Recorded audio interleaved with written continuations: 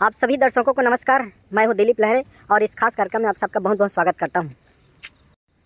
आज हम खास चर्चा करने जा रहे हैं कि आखिर छत्तीसगढ़ में एक आंदोलन का समय चल रहा है। पूरे जितने भी छत्तीसगढ़ के कर्मचारी संगठन हैं वो आंदोलन कर रहे हैं।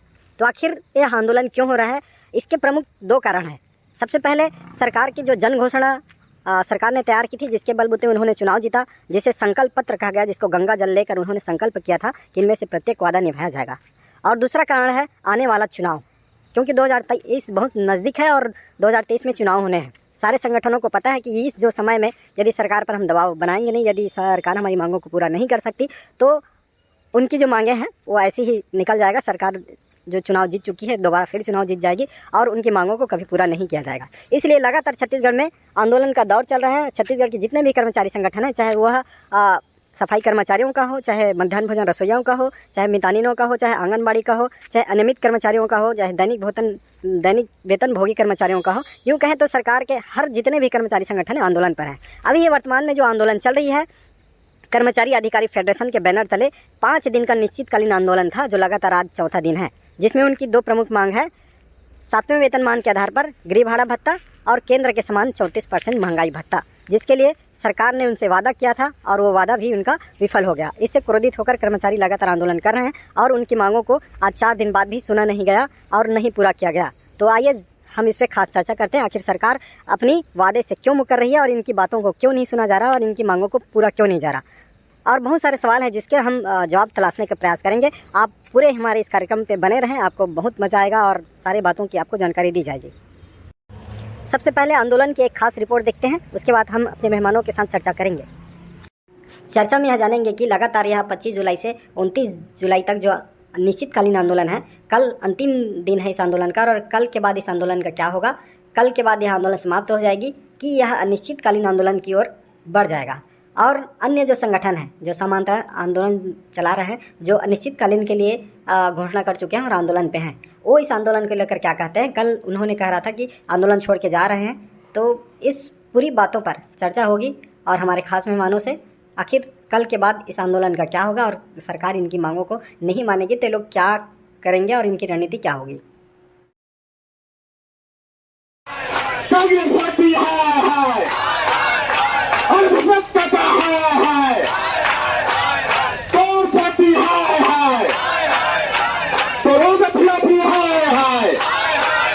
मैं पूछना चाहता हूं माननीय मुख्यमंत्री जी से कि माननीय मुख्यमंत्री जी, महंगाई क्या सिर्फ हमारे माननीयों की बढ़ी है? क्या महंगाई आपके कर्मचारियों के लिए नहीं बढ़ी है? क्या उनका महंगाई भत्ते की आवश्यकता नहीं है? क्या उनके भत्तों में इजाफे की आवश्यकता नहीं है? क्या उनको आवास भत्ते की आवश्यकता नहीं है? अगर जब नहीं है तो माननीयों का वेतन और भत्ता बढ़ाने की आवश्यकता पड़ी। अधिकारी कर्मचारी फेडरेशन जिंदाबाद जिंदाबाद जिंदाबाद। 34% महंगाई भत्ता देना होगा, देना होगा, देना होगा। 34% महंगाई भत्ता देना होगा, देना होगा, देना होगा। 34% महंगाई भत्ता देना होगा, देना होगा, देना होगा। अधिकारी कर्मचारी फेडरेशन जिंदाबाद। गाया जाए, जायज मांगे पूरी करो, पूरी करो, पूरी करो, पूरी तो तुमको करना पड़ेगा। करनी होगी, करनी होगी।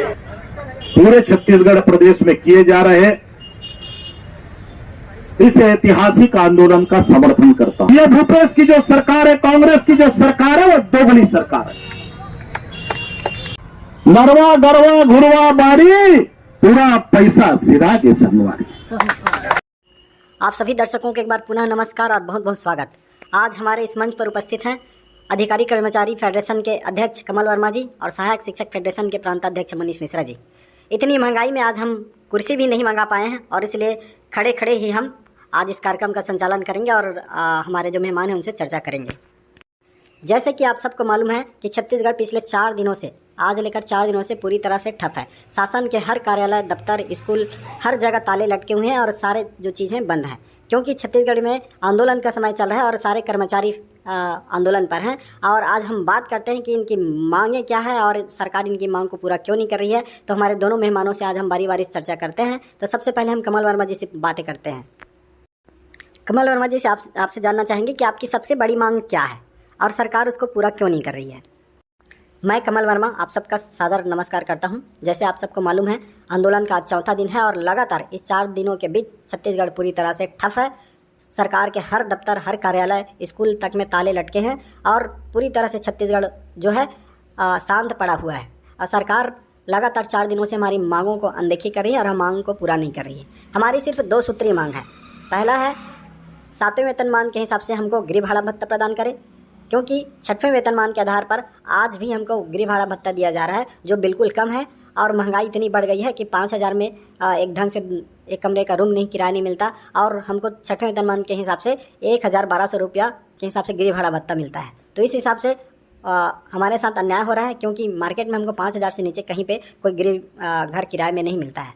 दूसरा चीज़ है, हमको 34% केंद्रीय के समान महंगाई भत्ता चाहिए। हम आज भी छत्तीसगढ़ में हमको 22% मिल रहा है और हम 12% पीछे हैं। दोनों मिला के हमको 10 से 12,000 नुकसान हो रहा है और इतनी बड़ी नुकसान झेलने के हम काबिल नहीं। इस महंगाई में हमारी पूरी व्यवस्था चौपट हो चुकी है। आज हर चीज़ की महंगाई बहुत ज़्यादा बढ़ गई है और हम एक एक पैसा बचा कर भी इस महंगाई से हम नहीं लड़ पा रहे हैं।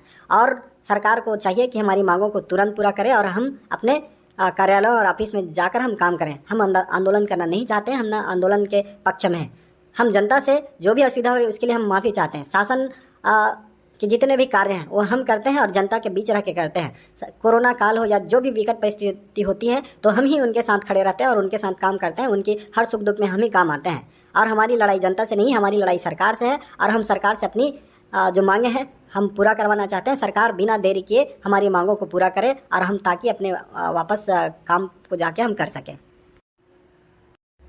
चलिए हम मनीष मिश्रा जी से बात करते हैं। आखिर शासन जो है लगातार 4 दिनों का इतना भयंकर आंदोलन, पूरा छत्तीसगढ़ ठप है, हर कार्यालय बंद है, फिर भी सरकार आपकी नहीं सुन रही है। सरकार की क्या मजबूरी हो सकती है और सरकार आपकी बातों को क्यों अनसुना कर रही है, आपकी मांग को पूरा क्यों नहीं कर रही है? इसके बारे में आप हमको बताएं कि आखिर सरकार क्यों आपको परेशान कर रही है और आपकी मांगों को पूरा क्यों नहीं कर रही। आप सभी को नमस्कार, मैं मनीष मिश्रा, प्रांताध्यक्ष छत्तीसगढ़ सहायक शिक्षक फेडरेशन। हम लोग लगातार 4 दिन से आंदोलन कर रहे हैं। छत्तीसगढ़ के समस्त कर्मचारी अधिकारी इस आंदोलन में जुड़े हुए हैं और लगातार पूरा 4 दिन तक छत्तीसगढ़ जो है ठप है। और जबकि पहले दिन से ही सरकार को इस बात को संज्ञान में ले लेना था और पहले दिन से ही हमारी मांगें पूरी हो जानी थी।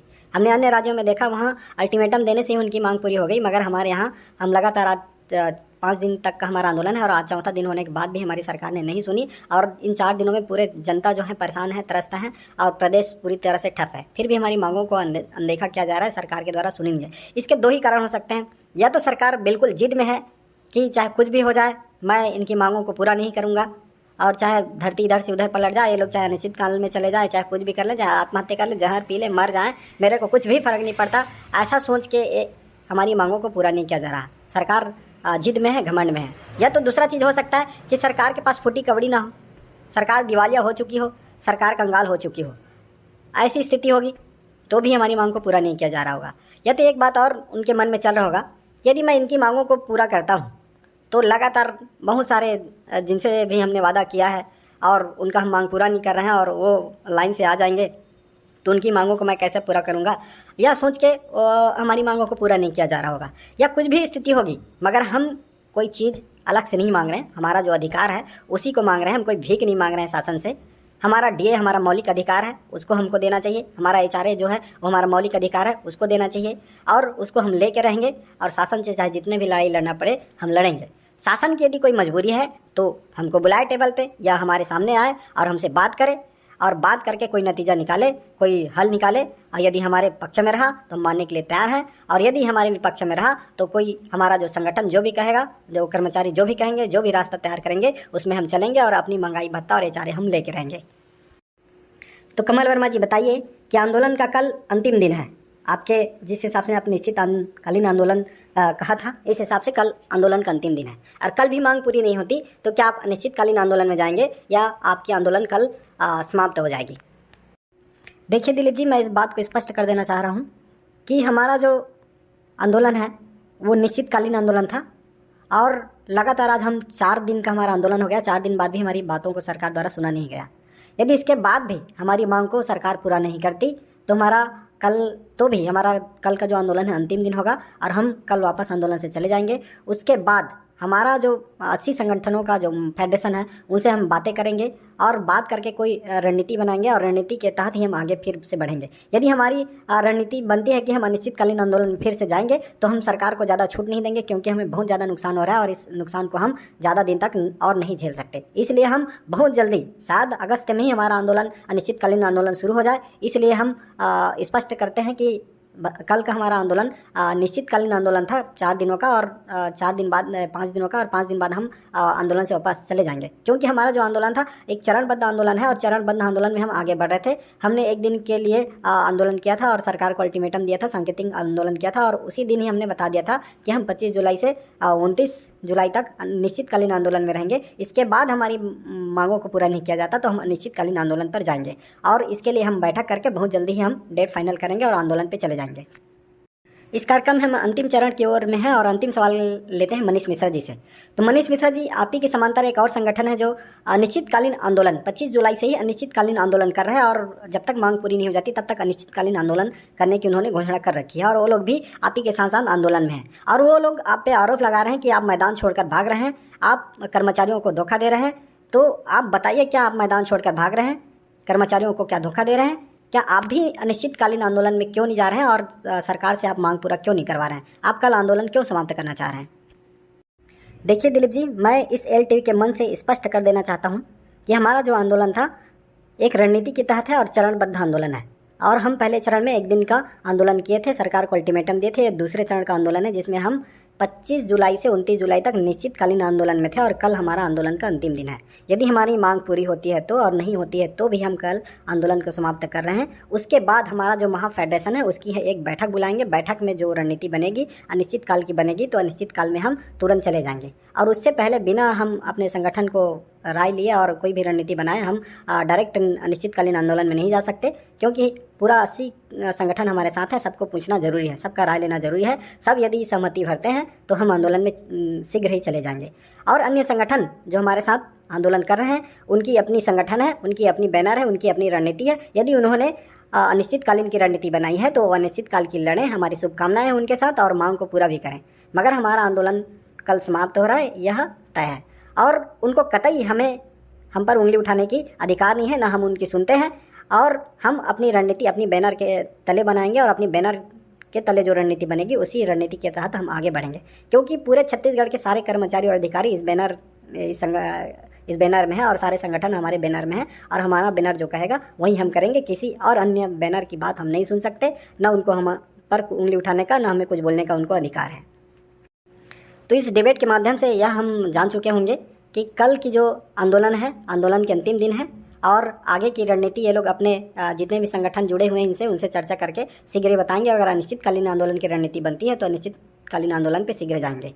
और आप सब ने हमारे इस कार्यक्रम को सुना है, सराहा है, आप सबका प्यार मिला है, इसके लिए मैं आप सबको बहुत बहुत धन्यवाद देता हूँ। और हमारे चैनल को प्लीज़ आप सब्सक्राइब करें, और यदि हमारी वीडियो आपको अच्छी लगती है तो लाइक करें, और इसमें क्या सुधार किया जा सकता है और आपको ये वीडियो कैसे लगता है, हमारी बातें आपको कैसी लगती है, बिल्कुल कमेंट करके हमें बताएं, ताकि और इसी तरह से बेहतर आपकी वीडियो बना सकें। और हमारी कोशिश रहती है कि हम अच्छी वीडियो आपके लिए बनाएं। तो आप सबको एक बार पुनः बहुत बहुत धन्यवाद और नमस्कार। और सभी हमारे जो मेहमान प्रवक्ता हैं उनको भी हम धन्यवाद देते हैं। आज के इस कार्यक्रम में हमने किसी राजनीतिक कार्टून कैरेक्टर को नहीं लिया, क्योंकि हमें मुद्दे पे ही बात करना था, और मुद्दे पे हमने बात किया। यह हम उम्मीद करते हैं कि वीडियो आपको बहुत अच्छी लगेगा और पसंद आएगा। आप सबको एक बार पुनः नमस्कार।